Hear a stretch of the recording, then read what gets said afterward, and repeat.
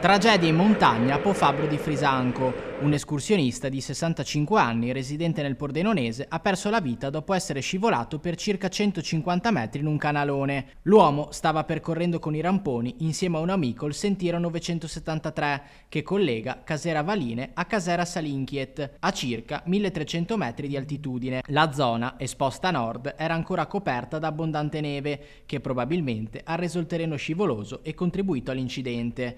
A dare l'allarme è stato proprio il compagno di escursione che ha subito chiamato il 112. Sul posto è intervenuto tempestivamente l'elisoccorso regionale con il supporto di 2 tecnici della stazione di Maniago del soccorso alpino, trasportati in quota con l'elicottero. Le operazioni di soccorso si sono concentrate in un tratto particolarmente impervio e purtroppo, una volta raggiunto l'escursionista, i soccorritori hanno potuto solo constatarne il decesso. Sul luogo dell'incidente sono intervenuti anche i carabinieri, che stanno raccogliendo elementi utili per chiarire le cause della tragedia. Le indagini sono ancora in corso.